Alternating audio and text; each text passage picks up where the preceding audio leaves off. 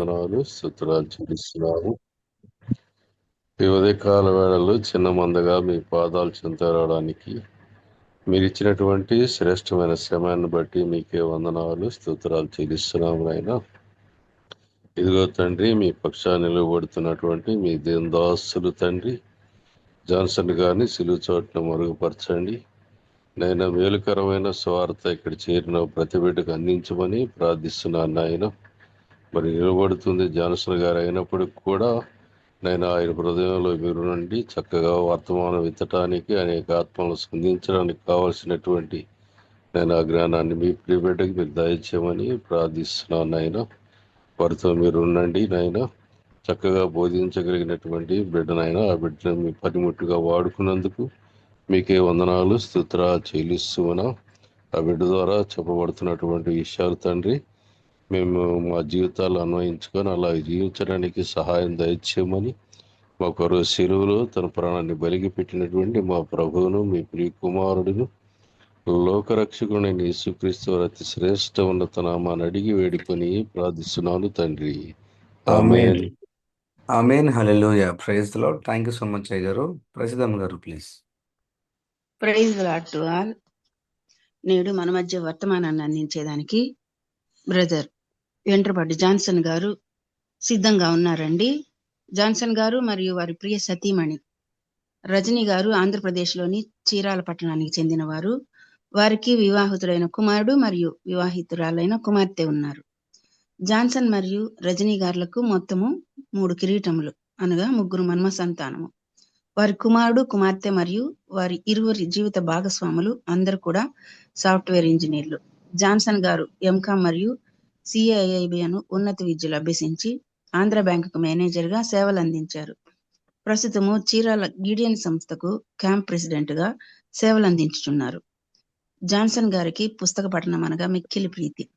Bible పుస్తకములు కనీసము రోజుకు 3-4 గంటలు చదువుట వారి హాబీ. జాన్సన్ గారు 1987లో మారు మనసు అనుభవం పొంది ఇప్పటికి ఇంచుమించు 40 సంవత్సరాలుగా ప్రభు సేవలో ఉన్నారు. వారి కుటుంబము బ్రదరన్ అసెంబ్లీ సంఘమునందు చురుకుగా పాల్గొంటారు. మరియు వీరు మన సహవాసంలో వాక్యాన్ని అందించే నిర్మల నాగరాజు గారికి వియ్యంకులు కూడా అండి. అలాగే వీరి పాప అనగా నిర్మల నాగరాజు గారి కుమారుడు, వారి ఇరువురికి ఈ దినమున వివాహ దినము, అలాగే వారి మనమరాలకి జన్మదినము. అది మనము గ్రూప్ లో చూసి అందరం గ్రీట్ చేసాము. వారి కొరకు మన ప్రార్థనలో జ్ఞాపకం చేసుకుందాం. Praise Lord brother, welcome.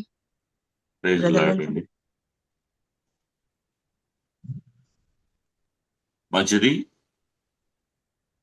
క్రీస్తునందు ప్రియ దేవుని సంగమ, ప్రభువైన యేసుక్రీస్తు నామములో మీ అందరికీ శుభములు, ప్రేమ వందనాలు తెలియజేస్తూ ఉన్నాను. ఈ అవకాశము నాకు అనుగ్రహించిన త్రియేక దేవునికి కృతజ్ఞతాస్తుతులు వందనాలు చెల్లిస్తున్నాను. మరియు ప్రియులు, పెద్దలు, దైవ సేవకులు బావి రత్నాకర్ గారికి, వారితో ఉన్నటువంటి సమాజం అంతటికి, ఈ జూమ్ మీటింగ్ లో పాల్గొంటున్న వారందరికీ ప్రభువైన యేసుక్రీస్తు నామములో మరి శుభములు, ప్రేమ వందనాలు తెలియజేస్తూ ఉన్నాను. మనకు ఇవ్వబడినటువంటి సమయాన్ని సద్వినియోగం చేసుకుందాం. దేవుని పరిశుద్ధ గ్రంథములో నుండి ఒక వచనాన్ని చదువుకొని వాక్య ధ్యానములోనికి మనము వెళదామండి. ఆదికాండము 50వ అధ్యాయము, ఆదికాండము 50వ అధ్యాయము 24వ వచనం, 25వ వచనాన్ని చదువుతున్నాను, గమనించండి.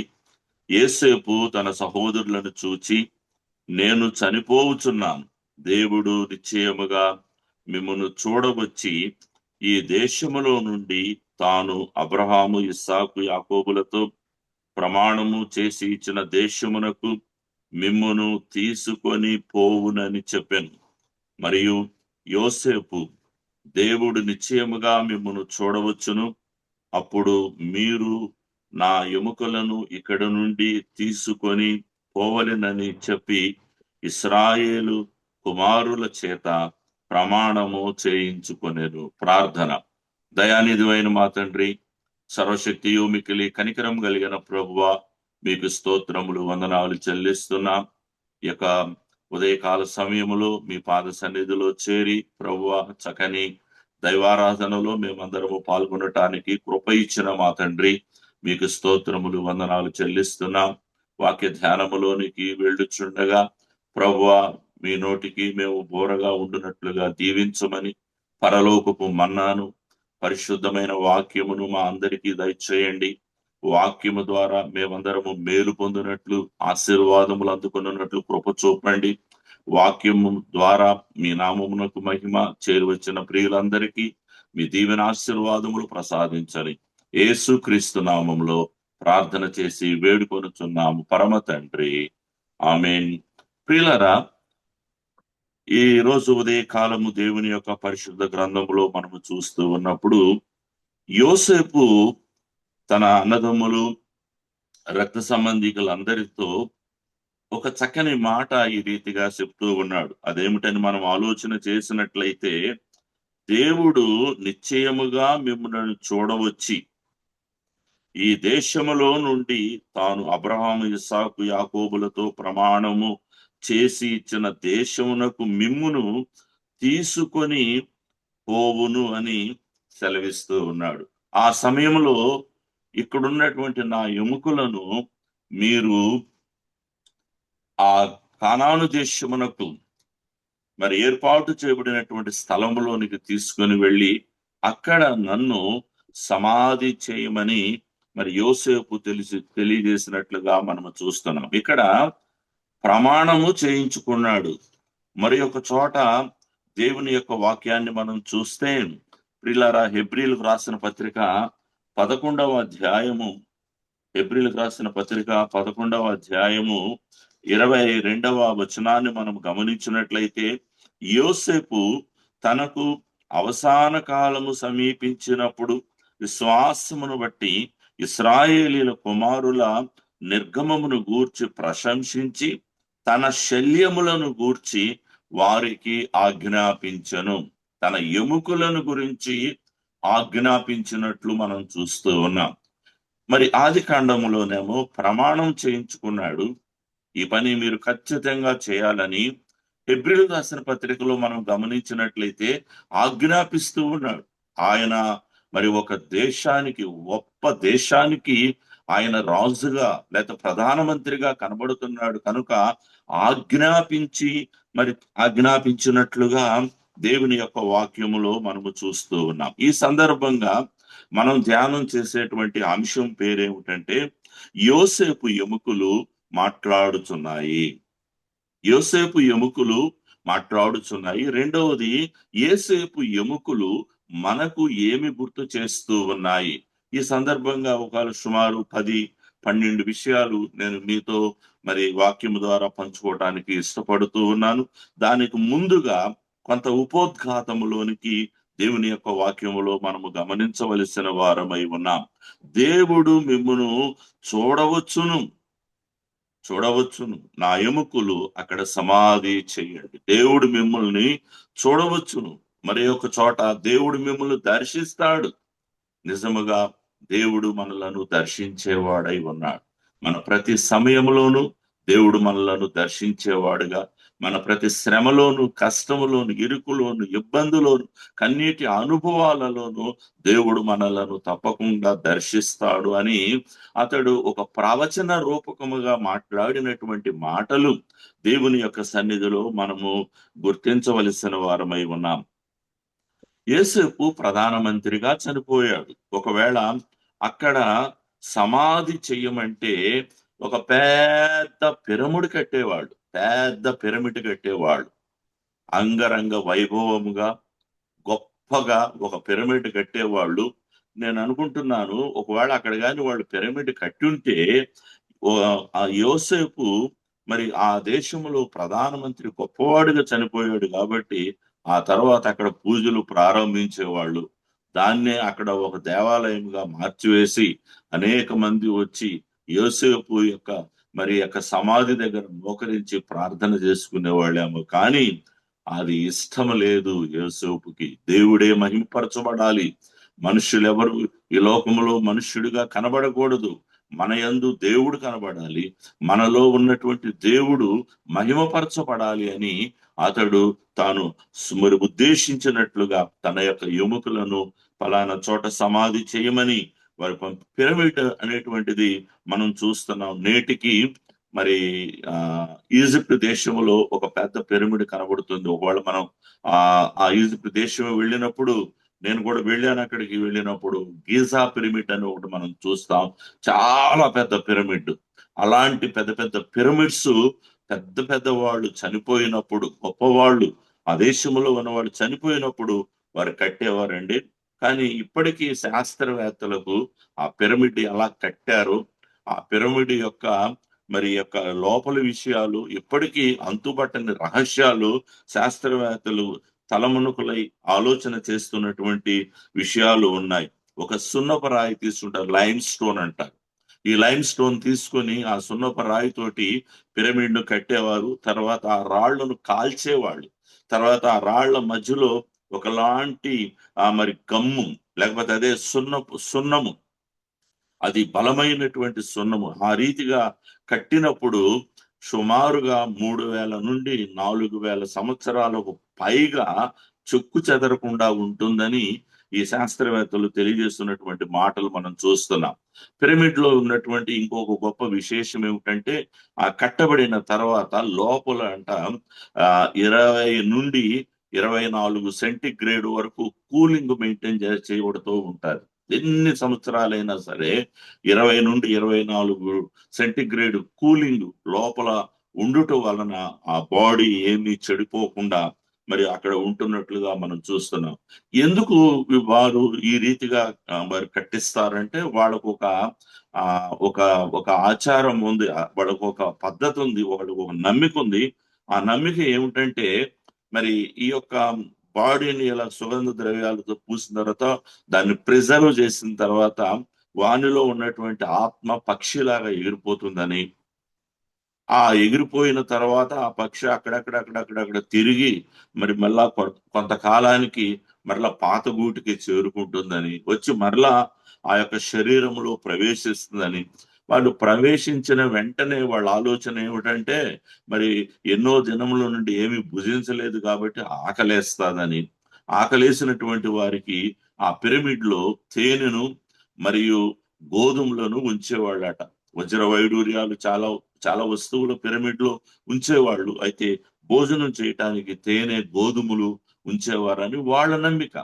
మనకైతే ఆ నమ్మిక లేదు. కానీ మనకైతే ఒక గొప్ప నమ్మిక ఏముందంటే, ఆ ప్రభువైన ఆయన యందు నిద్రించినటువంటి వారిని, ఆయన కొరకు జీవించినటువంటి దేవుని బిడ్డలను ఆ ప్రభు వస్తాడు, ఆ ప్రభు తీసుకొని పోతాడు అనేటువంటి ఒక గొప్ప ఆధ్యాత్మికమైన చింతన, ఆలోచన క్రైస్తవ లోకము కలిగి ఉన్నది.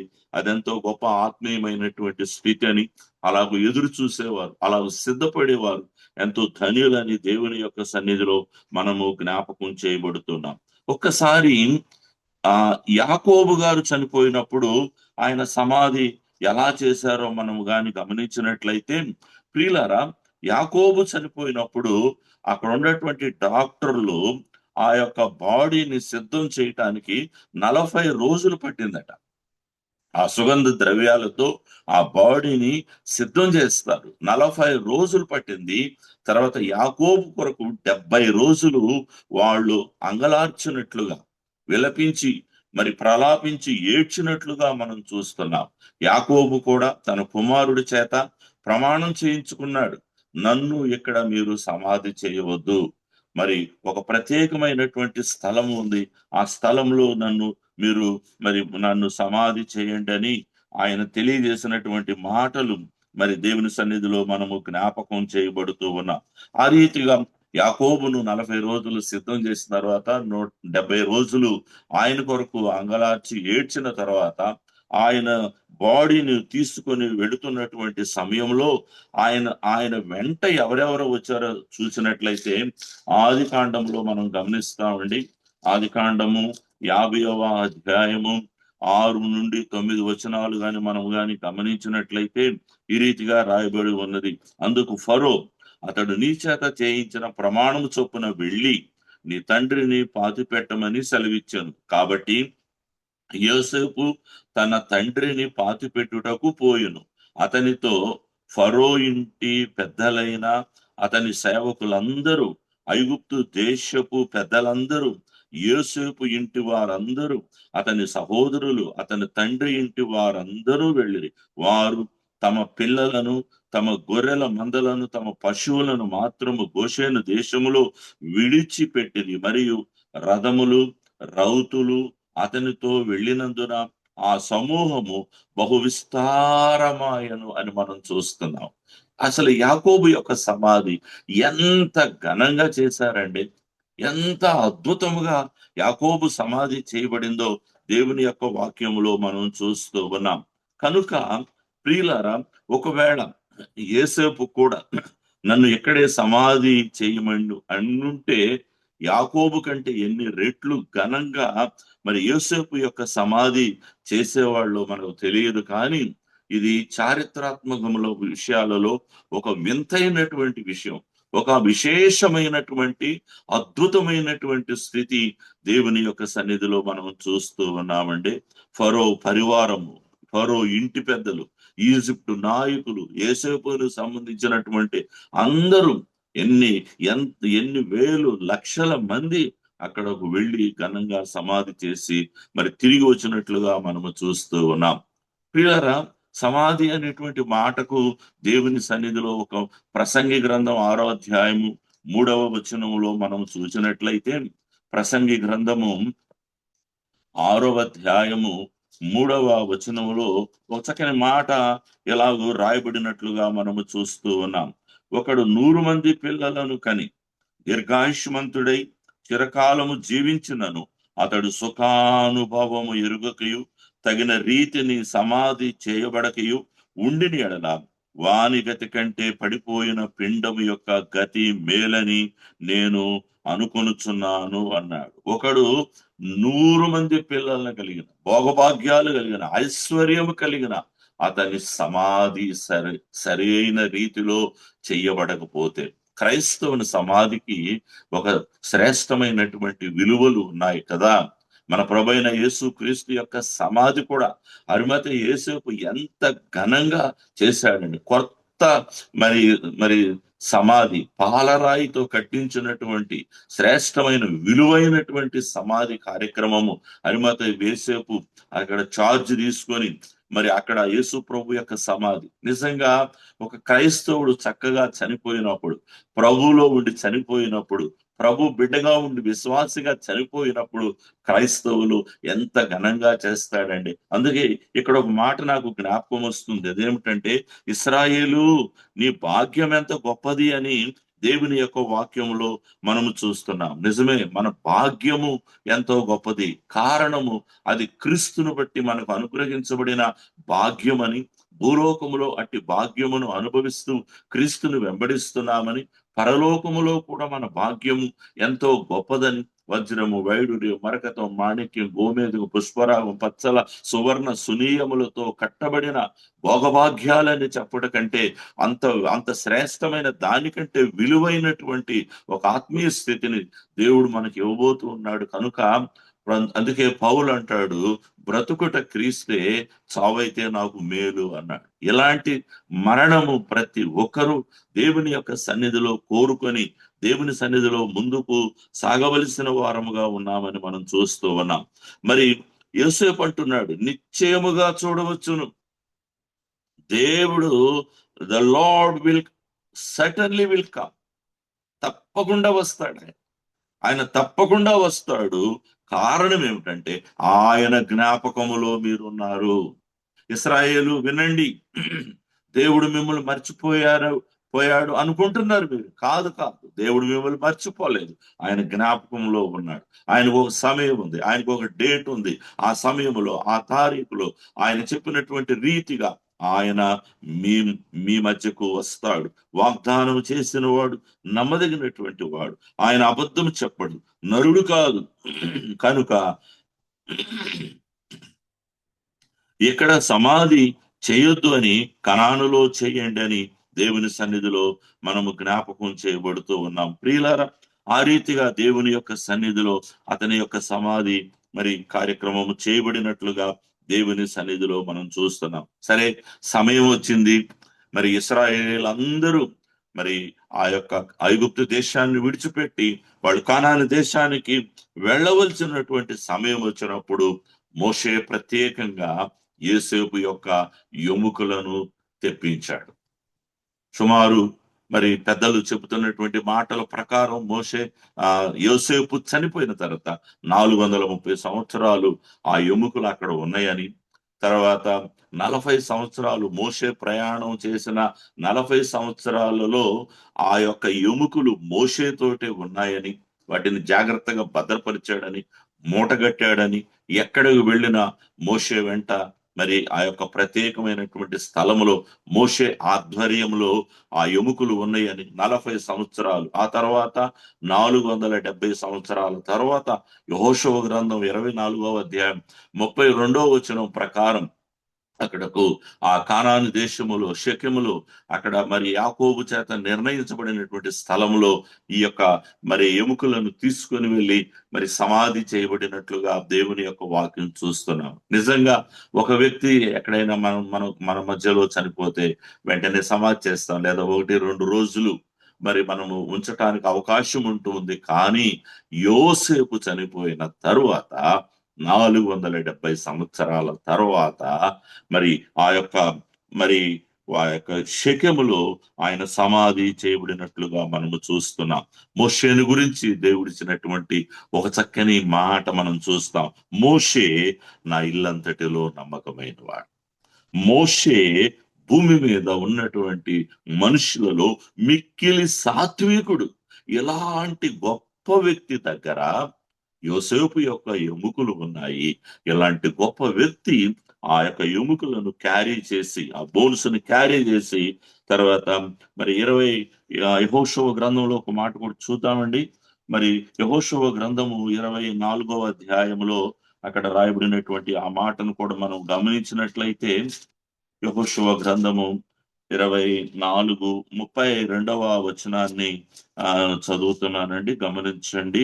32వ వచనంలో మనం చూస్తాం, ఇశ్రాయేలీయులు ఐగుప్తులో నుండి తెచ్చిన యోసేపు ఎముకలను షెకెములో అనగా యాకోబు 100 వరహాలకు షెకెము తండ్రి అయిన హమోరు కుమారుల యొద్ద కొనిన చేని భాగములో వారు పాతి పెట్టిరి. 470 సంవత్సరాల తర్వాత సుమారుగా ఆ యొక్క బాడీని తీసుకొని వెళ్ళి, లేకపోతే ఎముకలను తీసుకొని వెళ్ళి అక్కడ పాతి పెట్టిరి అనేటువంటి ఆ చక్కని మాటలు దేవుని యొక్క వాక్యంలో మనం చూస్తున్నామండి. మోషేకి ఈ భాగ్యం దక్కింది. మోషే చాలా గొప్పవాడు, చాలా గొప్పవాడు. అయితే అదే సమయంలో యోసేపు యొక్క వాళ్ళ యొక్క తాతగారు లేదా పితరుడు మరి యొక్క ఎముకలను తీసుకుని వెళ్ళి సమాధి చేసేటువంటి ఆధిక్యత ఆయనకు ఇవ్వబడినట్లుగా మనం చూస్తున్నాం. కనుక ఆ యోసేపు ఎముకలు నేటికి మనతో మాట్లాడుతూనే ఉన్నాయని మనము జ్ఞాపకము చేయబడుతూ ఉన్నాము. ప్రియులారా, దేవుడు నిశ్చయముగా చూడవచ్చును, ఆయన జ్ఞాపకములో మీరు ఉన్నారు. దేవుడు నిశ్చయముగా చూడవచ్చును. ప్రతి విశ్వాసికి, ప్రతి దేవుని బిడ్డలకు దేవుడిస్తున్నటువంటి గొప్ప వాగ్దానము, దేవుడు మనలను చూడటానికి వస్తాడని దేవుని యొక్క వాక్యములో, దేవుని సన్నిధిలో మనము జ్ఞాపకము చేయబడుతూ ఉన్నాం. ఈ సందర్భంగా మనము ఒక చక్కని పాఠ్య భాగములోనికి వెళదాం. మరి మనకున్నటువంటి సమయాన్ని బట్టి యోసేపు ఎముకలు మనతో ఏమని మాట్లాడుతున్నాయి, యోసేపు ఎముకలు మనకు ఏమి విషయాలను గుర్తు చేస్తున్నాయి అనేటువంటి కొన్ని 10-12 విషయాలు ఈ ఉదయకాలము మరి దేవుని యొక్క వాక్యము నుండి మనం ధ్యానం చేయాలని నేను ఆశపడుతూ ఉన్నాను. ప్రియులారా, మొదటి విషయం ఏమిటంటే, భూమిపై మన జీవితము తాత్కాలికము. భూమిపై మన జీవితము తాత్కాలికమై ఉన్నది అని దేవుని సన్నిధిలో మనము చూస్తూ ఉన్నాం. 39వ సంకీర్తనలో మనం గమనిస్తామండి. 39వ సంకీర్తన 4వ వచనాన్ని మనము గమనించినట్లయితే దేవుని యొక్క వాక్యము ఈ రీతిగా రాయబడి ఉన్నది. యెహోవా, నా అంతము ఎట్లుండినది, నా దినములో ప్రమాణము ఎంతైనది నాకు తెలుపుము. నా ఆయువు ఎంత అల్పమైనదో నేను తెలుసుకొనగోరుచూ ఉన్నాను. నా దినముల పరిమాణము నీవు బెత్తెడంతగా చేసి ఉన్నావు. నీ సన్నిధిని నా ఆయుష్కాలము లేనట్టే ఉన్నది. ఎంత స్థిరుడైనను ప్రతి వాడు కేవలము ఒట్టి ఊపిరి వలె ఉన్నాడు అని మనము చూస్తున్నాం. ఎంత స్థిరుడైనను ప్రతి వాడు ఒట్టి ఊపిరి అనగా ఈ లోకములో మన జీవితం తాత్కాలికం. 2 కొరింథీ పత్రిక 5:1 మనం చూస్తాం, మన గుడారము శిథిలమైపోయేది. ఇస్ రూయిన్సబుల్. శిథిలమైపోయే గుడారములో మనం ఉన్నాము.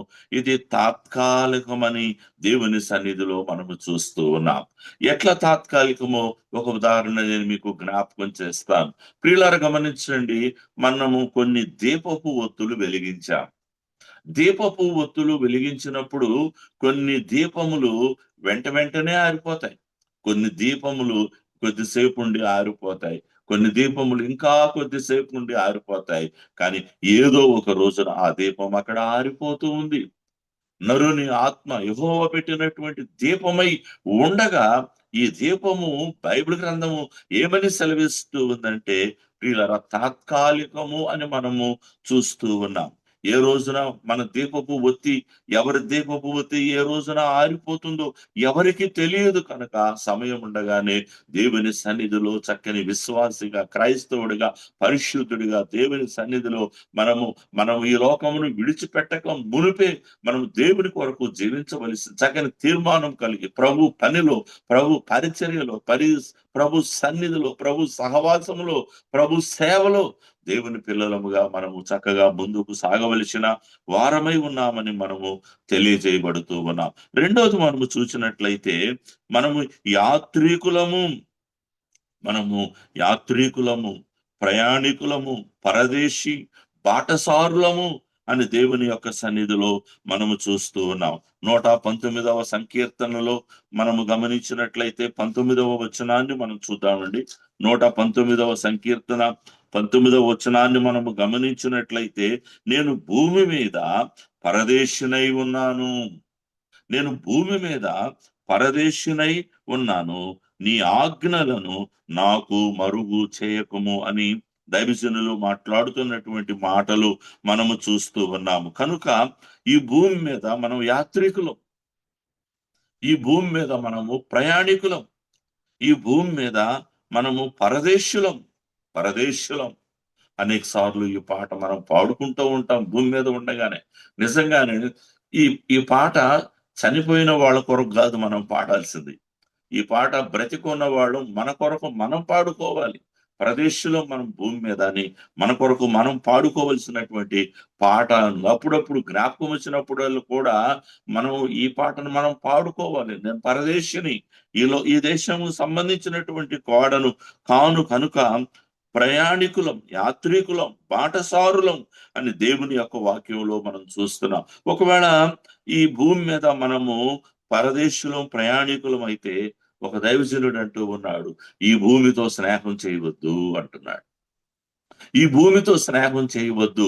ఈ భూమి పాడైపోయేది, ఈ భూమి నాశనం అయిపోయేది, ఈ భూమి కాల్చబడేది. కనుక ఈ భూమితో మనము స్నేహము చేయవద్దు. భగవంతునితో మనం స్నేహం చేయాలి.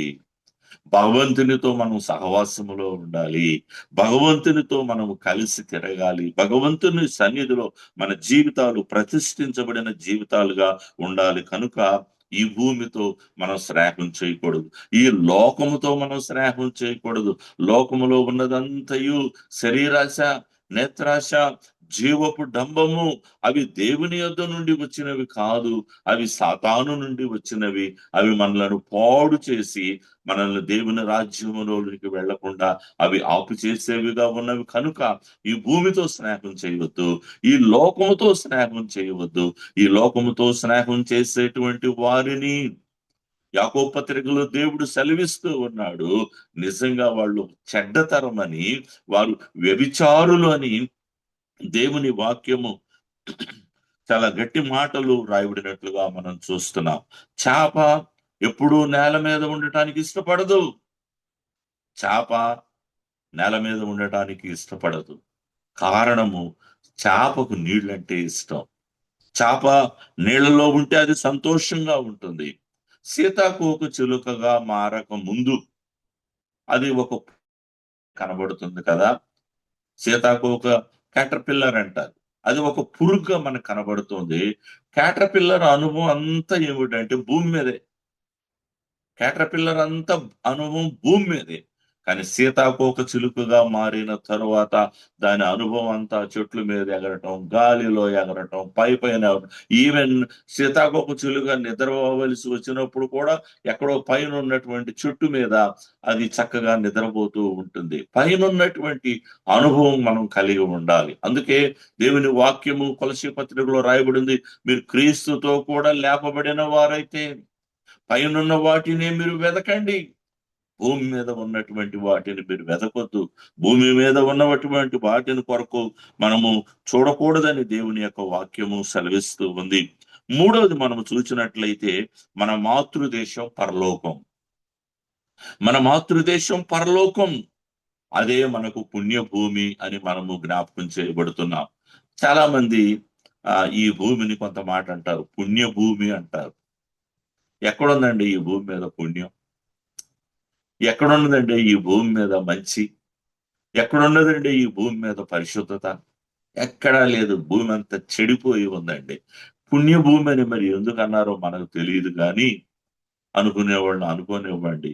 కానీ మనకు ఇది పుణ్యభూమి కాదు ప్రియులారా. ఈ భూమిని మనం విడిచిపెట్టాలి, ఇంకొక భూమిలోనికి వెళ్ళాలి, ఇంకొక గ్రహానికి వెళ్ళాలి, ఇంకొక లోకానికి మనము వెళ్ళాలి. పరలోకమే మన మాతృదేశం, పరలోకమే మనకు పుణ్యభూమి.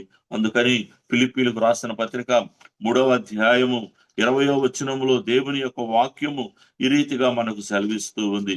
ఫిలిప్పీలకు రాసిన పత్రిక చూస్తూ ఉన్నాం. మన పౌరస్థితి పరలోకమందున్న రక్షకుని నిమిత్తము కనిపెట్టుకొని ఉన్నాము. సమస్తమును తనకు లోపరుచుకొని జాలిన శక్తిని బట్టి ఆయన మన దీన శరీరమును తన మహిమ గల శరీరమునకు సమరూపము గల దానిగా ఆయన మార్చును అంటాడు. ప్రియులారా, మన పౌరస్థితి, our citizenship is in heaven. పరలోకములో మన యొక్క పౌరస్థితి ఉంది. ఆ పరలోకము నుండి మన ప్రభు వస్తాడు, మన దీన శరీరమును మహిమ శరీరముగా మారుస్తాడు. దీన శరీరం అనే దానికి లో స్టేటస్ బాడీ అనే మాట రాయబడింది. లో స్టేటస్ బాడీ, దీన శరీరం.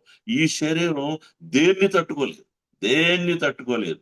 చలి కొద్దిగా ఎక్కువైతే చలిని తట్టుకోలేదు, వేడి కొద్దిగా ఎక్కువ అయితే వేడిని తట్టుకోలేదు కదండి.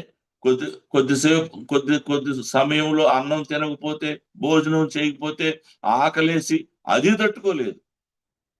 తర్వాత ఎక్కువగా తిన్నా అది తట్టుకోలేదు, తక్కువగా తిన్నా తట్టుకోలేదు, ఎక్కువగా తిన్నా తట్టుకోలేదు. చలి ఎక్కువ వచ్చిన లో స్టేటస్ బాడీ. కానీ ప్రభు వస్తాడు. ప్రభు మనల్ని తీసుకుని వెళ్ళినప్పుడు high status body, high quality, high resume, అలాంటి స్థితిలోనికి, ఆ స్థితిని ఇక్కడ రాస్తున్నాడు. దీన శరీరమును తన మహిమ గల శరీరమునకు సమరూపము గలదానిగా మార్చును. తన మహిమ గల శరీరమునకు సమరూపముగా మార్చును. అబ్బా, ఏమి మాటలంటే ఇవి! ఎలాంటి స్థితి ఆ దేవుడు మనకు ఇవ్వబోతున్నాడని దేవుని యొక్క వాక్యంలో మనము చూస్తూ ఉన్నామండి. కనుక మూడవది మనం చూస్తున్న మూడవది మన మాతృదేశం పరలోకమే. కాబట్టి మనం అందుకే పౌలు ఒక మాట అంటాడు, బ్రతుకుట క్రీస్తే, చావైతే మేలు. చావైతే ఈ దీన శరీరం మహిమ శరీరముగా మార్చబడుతుంది. ఈ భూమి మీద ఉన్న శరీరం పరలోకం అనేటువంటి పుణ్యభూమిలోనికి వెళ్ళిపోతుంది. చావు ఎంత మేలన్నాడండి. చావు ఎంత ఆశీర్వాదం అని, చావు ఇంత మేలు, ఎంత ఆశీర్వాదం అని బైబిల్ గ్రంథంలో చెప్పిన ఏకైక వ్యక్తి ఏమో అని మనం చెప్పుకోవచ్చు పౌలును గురించి. నాలుగవది, ఏసేపు ఎముకలు మనతో ఏమి మాట్లాడుతున్నాయి అని మనం ఆలోచన చేస్తే, ఏది నీ వెంట రాదు, ఏది నీ వెంట రాదు. ప్రియులారా, ఇక్కడ ఒక చిన్న మాట జ్ఞాపకం చేస్తాను. యోసేపు ఎముకలను తీసుకుని వెళుతూ ఉన్నారు మోషే గారు. అయితే ఎముకలతో పాటు ఏమన్నా యోసేపు వెంట వచ్చిందా అని మనం ఆలోచన చేస్తే, ఏది నీ వెంట రాదు అని దేవుని సన్నిధిలో మనం చూస్తున్నాం. యోసేపు చాలా రిచ్ మ్యాన్. యోసేపు ఎంత ధనవంతుడండి, ఎంత భాగ్యవంతుడండి, అంతస్తు కలిగినటువంటి స్థితి అండి. ఆ దేశములో ఐగుప్తు దేశం అంటే ప్రపంచానికి కిరీటంగా ఉండేది. ఐగుప్తు ఆ దినాల్లో ప్రపంచాన్ని శాసించేది ఐగుప్తు దేశం. అలాంటి దేశానికి ఒక ప్రధానమంత్రిగా, ఒక రాజుగా చేయబడినటువంటి యోసేపును మనము చూసినట్లయితే, యోసేపు ఎంతో భోగభాగ్యములు కలిగినటువంటి వాడు, అంతస్తు కలిగినటువంటి వాడు. ఐగుప్తులో ఉన్నటువంటి అంత ఆస్తి అంతా కూడా ఎవరిదయ్యా? ఒక విధంగా చెప్పాలంటే ప్రధానమంత్రి అండి ఆయన. అంత ఆస్తిపరుడు, గొప్ప విద్య మరి మరి గొప్ప ఆత్మీయమైన స్థితిని మరి కలిగి ఉన్నటువంటి వాడు. కానీ ఇక్కడ ఒక మాట నేను మీకు జ్ఞాపకం చేయాలండి. ఏది నీ వెంట రాదు అంటే, ఆ యోసేపు మరి ఐగుప్తు దేశములో ఉన్నప్పటికీ అతడు ఒక పరిశుద్ధమైన జీవితం జీవించాడండి. ఒక పరిశుద్ధమైన జీవితం జీవించాడు. ఈ పరిశుద్ధమైనటువంటి మాటకి గ్రీక్ టెక్స్ట్ లో హ్యాగియోస్ అనేటువంటి పదం రాస్తాడు. దీనికి 3 అర్థాలు రాస్తాడండి. ఆ 3 అర్థాల్లో ఒక అర్థం ఏమిటంటే ప్రత్యేకంగా జీవించటం, రెండవది పరిపూర్ణంగా జీవించటం, మూడవది పరిశుద్ధంగా జీవించటం. ప్రత్యేకంగా జీవించటం, పరిశుద్ధంగా జీవించటం. ఓ విశ్వాసి, జాగ్రత్త, ఈ లోకములో ప్రత్యేకంగా జీవించు, పరిశుద్ధముగా జీవించు, పరిపూర్ణుడవుటకు ప్రయాసపడు. మనం పరిపూర్ణులు కావాలనేది దేవుని యొక్క ఉద్దేశము, ఆశయమై ఉన్నది కనుక పరిపూర్ణులవుటకు మనము ప్రయాసపడాలి. దాని పరిపూర్ణతను అందుకోవటానికి మనం ఎంతో ప్రయాసపడవలసినటువంటి హ్యాగియోస్ పరిశుద్ధంగా, ప్రత్యేకంగా, పరిపూర్ణంగా జీవించినటువంటి వ్యక్తులలో ఒక వ్యక్తిగా కనబడుతున్నాడు. ఈ హ్యాగియోస్ కి ఒక చక్కని ఉదాహరణ చెప్తారు. ఎర్మైన్ అనేటువంటి ఒక ముంగీస లాంటి జంతువు ఉంటుంది. తన యొక్క తెల్లని జుట్టు మరి రాయల్ క్లోత్స్ అంటారు, రాయల్ గార్మెంట్స్ అంటారు. ఆ గార్మెంట్స్ అంటే ఇక్కడ కోటు దగ్గర ఆ వెంట్రుకలు పెట్టి పుడితే చాలా కాస్ట్లీ వెంట్రుకలు అవి. ఎర్మైన్ కి వైట్ హెయిర్స్ ఉంటాయి. ఈ వైట్ హెయిర్స్ ఎక్కడన్నా మురికి కావలసి వస్తే అది మురికి అవనివ్వదు. ఏదన్నా బురద అంటుకోవడం కానీ, మలినం అంటుకోవటానికి కానీ ఈ యొక్క జీవి అది ఇష్టపడదు.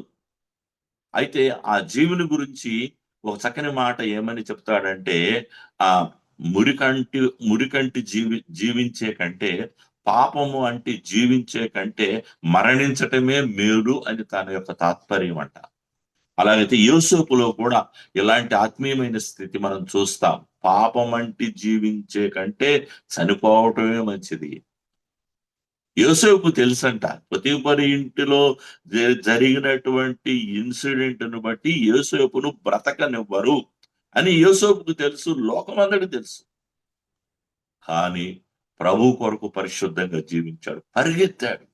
ప్రభు చూస్తున్నాడు, మన జీవిత విధానం చూస్తున్నాడు, మన బ్రతుకు చూస్తున్నాడు, మన లైఫ్ స్టైల్ చూస్తూ ఉన్నాడు. మనం ఎంతవరకు ప్రభు కొరకు నమ్మకంగా పనిచేస్తున్నాం, జీవిస్తున్నాం, పరిశుద్ధంగా జీవిస్తున్నాం, ప్రభు చూస్తున్నాడు. కనుక యోసేపు వలె మనము ఒక పరిశుద్ధమైనటువంటి జీవితాన్ని, స్థితిని కలిగి ప్రభు సన్నిధిలో చక్కగా మనము ముందుకు సాగాలని దేవుని వాక్యము ద్వారా మనము జ్ఞాపకం చేయబడుతున్నాం.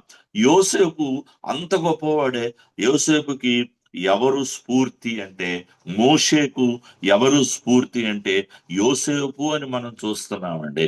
భోగభాగ్యాలు కలిగినటువంటి యోసేపు మరి ఏది నీ వెంట రాదని ఒక వర్తమానం మనకు కూడా తెలియజేస్తూ ఉండగా, హెబ్రీలకు పత్రికలో మోషే అదే అదే రూట్ లో నడిచినట్లుగా మనము చూస్తున్నాం. ఎవరి రూట్ లో నడిచాడు అంటే, ఒక ఉదాహరణకి పితరుడైనటువంటి యోసేపు రూట్ లో నడిచినట్లుగా హెబ్రీ పత్రిక 11వ అధ్యాయం 24వ వచనంలో మనం చూస్తే, మోషే పెద్దవాడైనప్పుడు విశ్వాసమును బట్టి ఐగుప్తు ధనము కంటే క్రీస్తు విషయమైన నింద గొప్ప భాగ్యమని ఎంచుకొని అల్పకాలము పాపభోగము అనుభవించుట కంటే దేవుని ప్రజలతో శ్రమ అనుభవించుట మేలని యోచించి ఫరో కుమార్తె యొక్క కుమారుడని అనిపించుకొనుటకు ఒప్పుకొనలేదు అని దేవుని సన్నిధిలో మనం చూస్తున్నాం. ఐగుప్తు ధనము వద్దు అన్నాడు. ఐగుప్తులోది ఏది వద్దు నాకు. ఆ సింహాసనము వద్దు, ఆ ఆస్తిపాస్తులు వద్దు, ఆ పేరు ప్రతిష్టతలు వద్దు, భోగభాగ్యాలు వద్దు, నాకు ఏమొద్దు. ఫరో కుమారుడంట, లేకపోతే ఫరో వారసుడట, ఫరో కుమార్తె వారసుడట, సింహాసనానికి వారసుడట అని చెప్పుకోవడం నాకు ఇష్టం లేదు. దేవుని ప్రజలతో ఉంటా. కటిక పేదరికములో ఉన్న సుమారు 20 లక్షలు, 20 నుంచి 25 లక్షల మంది కటిక పేదరికముతో ఉన్న ఆ ఇశ్రాయేలీల పక్షమున ఉండటానికి ఇష్టపడ్డాడు. వాళ్లతో కలిసి భుజించటానికి ఇష్టపడ్డాడు. వాళ్ళ దగ్గర తినడానికి వాళ్ళది సరైనటువంటి తిండి లేకపోయినా అదే గొప్ప భాగ్యమని ఎంచుకున్నాడు. మోషేకి ఎవరయ్యా స్ఫూర్తి అంటే యోసేపు స్ఫూర్తిగా మనం చూస్తున్నాం. యోసేపు కూడా ఆ లోకం ఐగుప్తులో ఉన్నాడు. ఐగుప్తు ఆచారాలు గుండా వెళ్ళలేదు, వ్యవహారాలు గుండా వెళ్ళలేదు, ఐగుప్తు పద్ధతులు అనుసరించలేదు.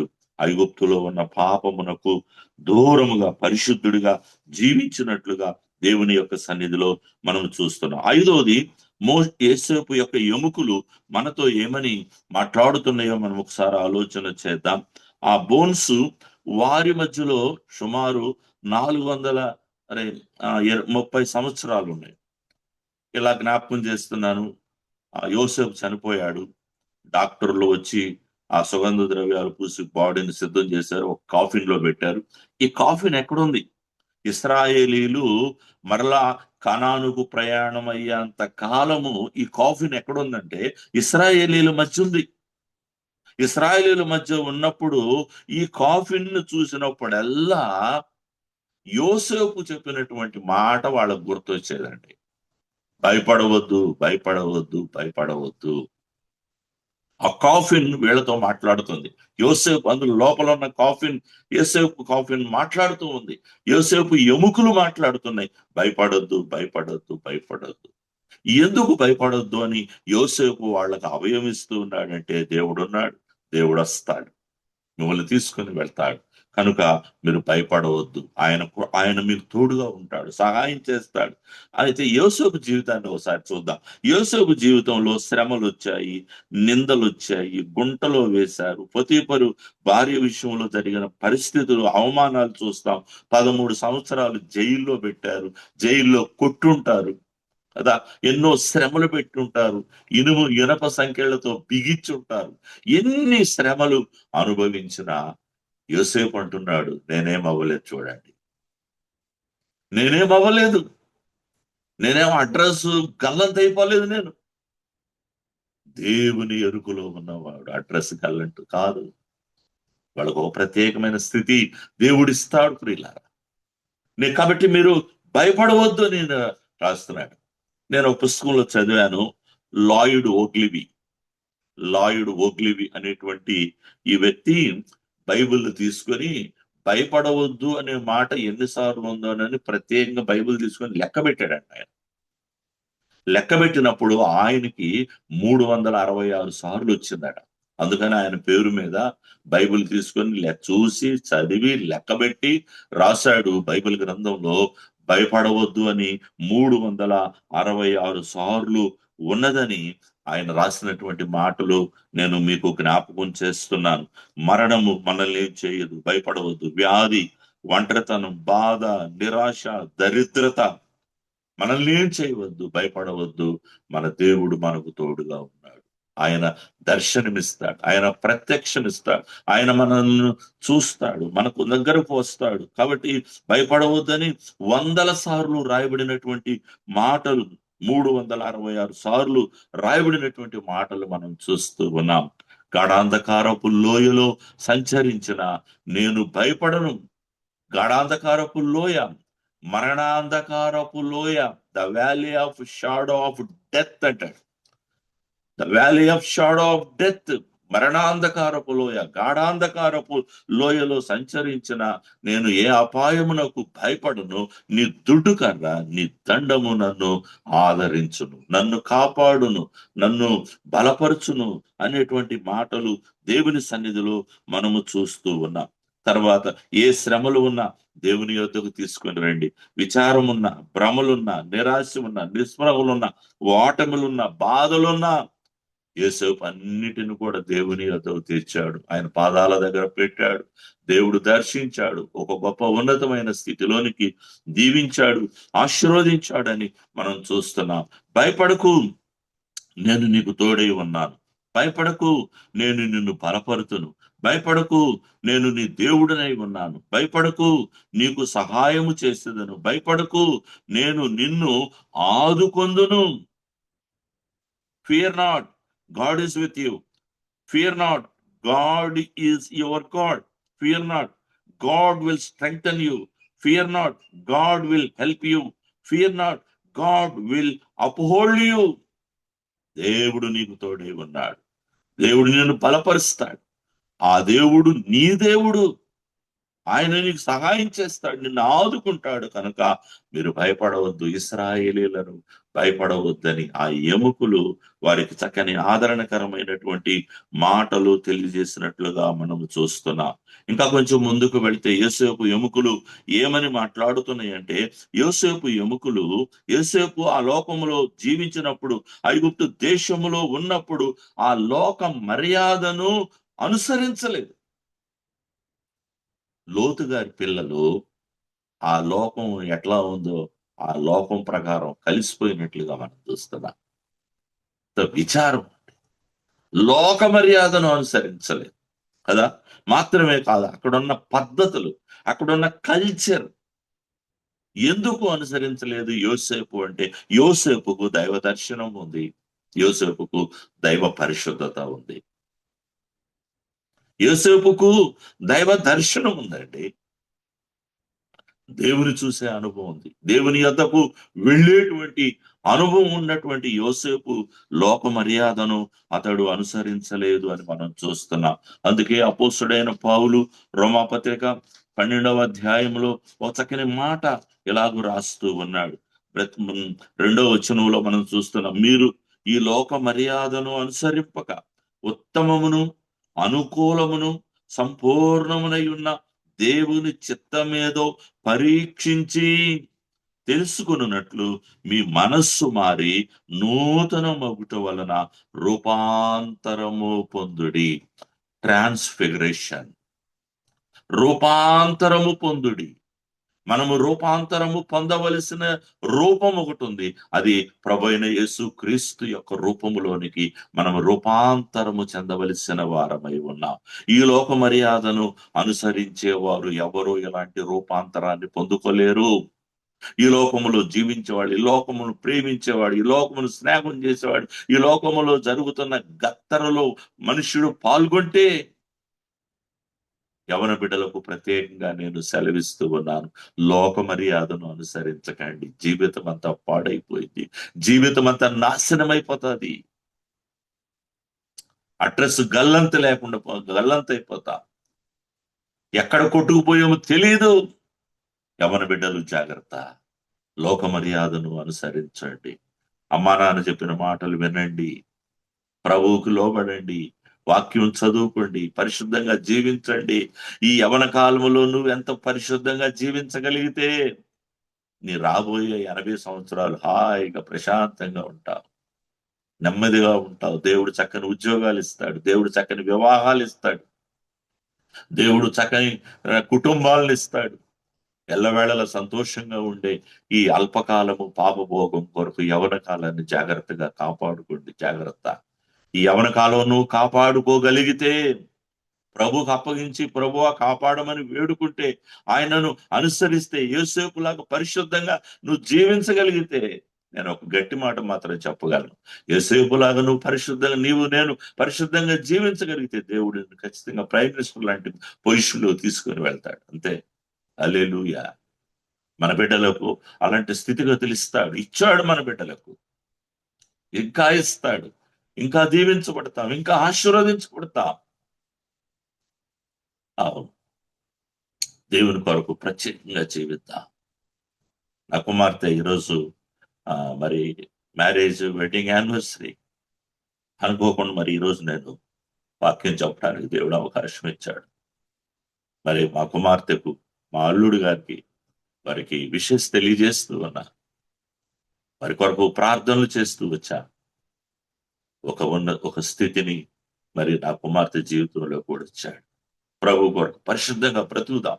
మన పిల్లలను దీవిస్తాడు, మన కుటుంబాలను దేవుడు ఆశీర్వదిస్తాడు. యేసేపులాగా లోక మర్యాదను అనుసరించకుండా ఉత్తమైన దాన్ని ఎంచుకొని ప్రభు కొరకు సమర్పించుకొని కదా 1వ వచనంలో రాస్తాడు. కాబట్టి సహోదరులారా, పరిశుద్ధతను దేవునికి అనుకూలమైన సజీవ యాగముగా మీ శరీరములను ఆయనకు సమర్పించుకునని దేవుని వాత్సల్యమును బట్టి మిమ్మును బతిమలాడుకొనుచున్నాను. మీ శరీరములను ఆయనకు సమర్పించుకొనుడి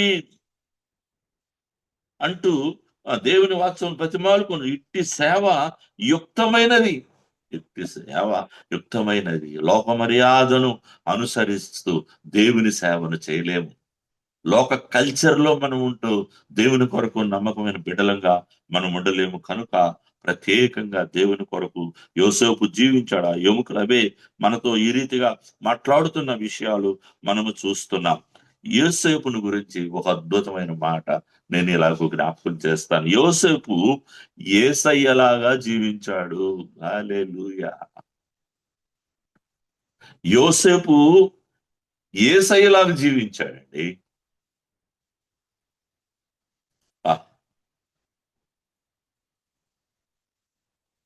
యేసు బైబిల్ గ్రంథం అంతటిలో యేసు ప్రభు వారిని పోల్చి చాలా మంది భక్తులను మనం పోల్చి చెప్పినటువంటి భక్తులు చాలా మందిని చూస్తాం ఎంటైర్ ద బైబిల్.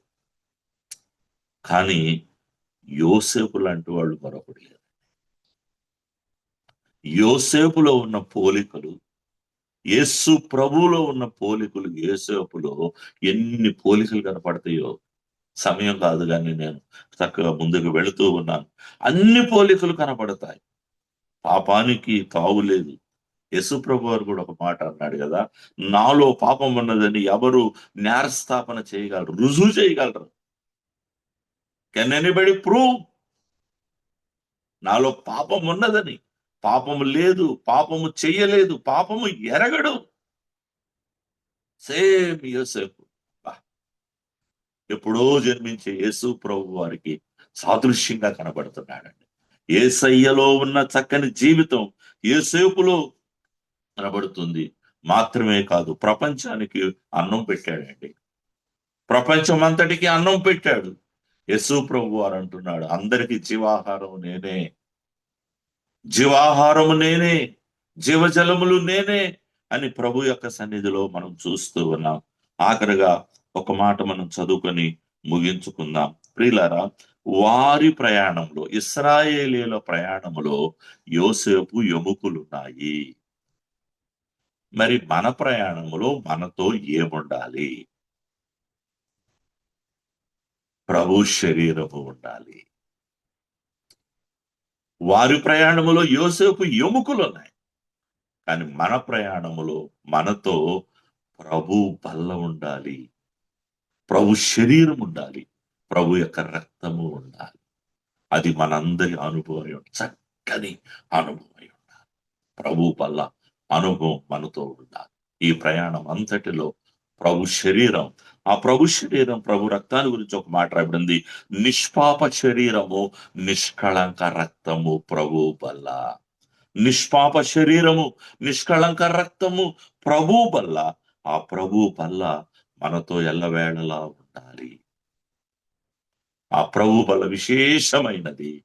ఆ ఎముకలు వారితో ఉన్నాయి, మనతో ప్రభు బల్ల ఉంటుంది.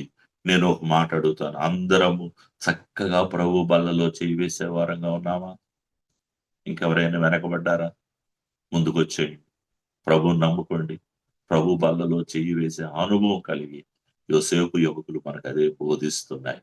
యోసేపు ఎముకలు మీతో ప్రభు బల్ల ఉండాలి, ప్రభు శరీరం, ప్రభు యొక్క రక్తము ఉండాలని దేవుని సన్నిధిలో మనము చూస్తూ ఉన్నాం. కనుక ప్రభు బల్ల. దైవజనులు సాధు సుందర్ సింగ్ గారు ఒక మాట అన్నారు. ఏమన్నారంటే,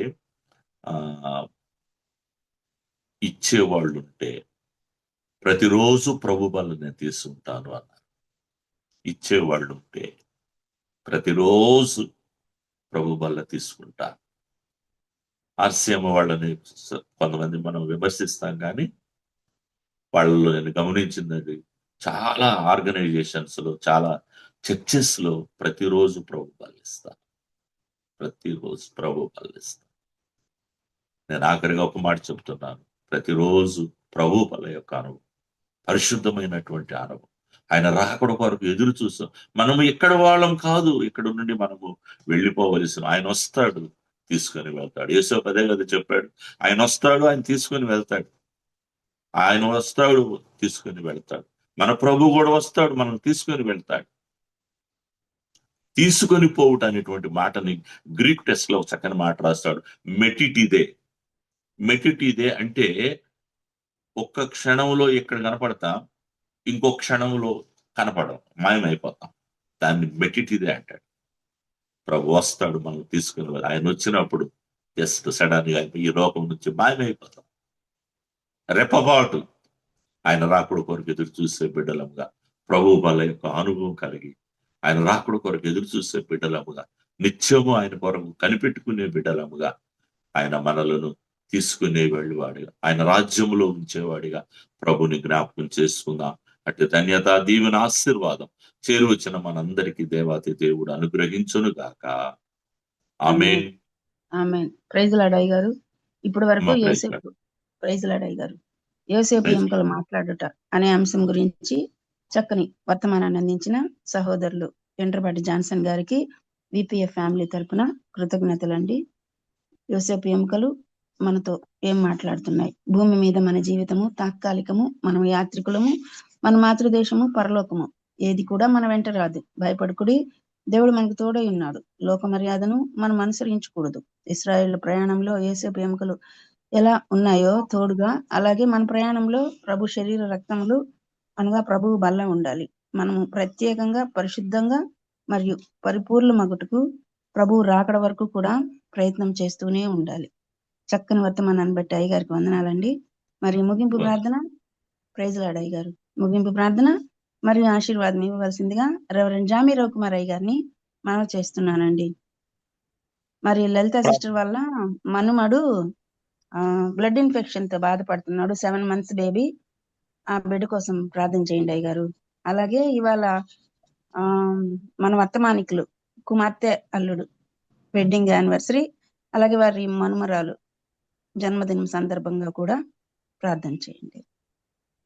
ప్రార్థన చేసుకున్నాం. పరిశుద్ధమైన తండ్రి, నీ బంగారు పాదాలు పొందుతున్నాం ప్రభా.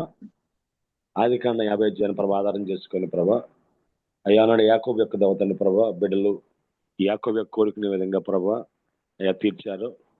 అదేవిధంగా దేవతని ప్రభా, ఒక ప్రధానమంత్రిగా దేవతని ప్రభా ఐగుప్తు దేశంలో దేవతను సమాధి చేయబడితే పూజింపబలసిన వాడు అయ్యా ప్రభా. ఆ విషయాలు కాదు కానీ తండ్రి ప్రభా, నువ్వు వాగ్దానం చేసిన వాగ్దాన దేశంలో ఉండాలని ఆశపడ్డ విధానాన్ని ప్రభావం గమనిస్తూ ఉన్నంత నీకు వందనాలు తండ్రి. అయ్యా నీ బిడ్డల ప్రభా వారి విశ్వాస జీవితాన్ని కాపాడుకున్నారు. వారి ఆశ, వారి యొక్క దేవతన ప్రభా శ్వాస ప్రభా నీతో ముడిపడి ఉందయ్యా. వారు నువ్వు ఎంత హెచ్చించినప్పటికీ తండ్రి వారి మూలాలు మర్చిపోలేదు ప్రభా, నీకు వందనాలు తండ్రి. మోషే కూడా ప్రభా ఏదైతే యేసేపు కోరుకున్నాడో కోరుకున్న దాన్ని నెరవేర్చే వరకు ప్రభా అయ్యా తండ్రి, ప్రపంచంలో ఏ యొక్క దేవతని ప్రభా సమాధి కార్యక్రమం, ఈ యొక్క సమాధి యాత్ర ప్రభా ఇంత సుదీర్ఘంగా సాగలేదయ్యా. ప్రార్థన చేస్తున్నాను తండ్రి. బైబిల్లో ప్రభా నువ్వు చెప్పినట్టుగా తండ్రి ఆశపడే ప్రాణం తృప్తిపరిచే దేవుడు ప్రభా, నీకు వందనాలు తండ్రి. అదేవిధంగా మా జీవితంలో ప్రభా కష్టాలు వచ్చినా, శ్రమలు వచ్చినా, బాధలు వచ్చినా ప్రభా నువ్వు మాతో ఉన్నావని మా జీవిత యాత్రలో ప్రభా నువ్వు సహాయం చేస్తావు నమ్మగలిగే భాగ్యం తెచ్చండి. ప్రత్యేకంగా నీ దాన్సులు ప్రభా జాన్సన్ గారికి ఇచ్చిన ప్రభా వాక్య అనుభవాన్ని బట్టి, వాక్య జ్ఞానాన్ని బట్టి నీకు వందనాలు తండ్రి. అదేవిధంగా ప్రభా ఏ విధంగా పిరమిడ్స్ కట్టబడతాయో అదేవిధంగా దేవతను ప్రభా ఏ విధంగా దాని బైబిల్లో 360 సార్లు ప్రభా భయపడదని మాటలు రాసావు. అనేక ప్రభా నూతనమైన విషయాలు మేము తెలుసుకోవడానికి ప్రభా ఇచ్చిన శాస్త్రమైన మాటను బట్టి కుటుంబం బట్టి వందనాలు చెల్లిస్తున్నాను తండ్రి. ఎత్తుబడి వాక్యాన్ని ప్రభా నిండారుగా దీవించండి, ఆశీర్వదించండి.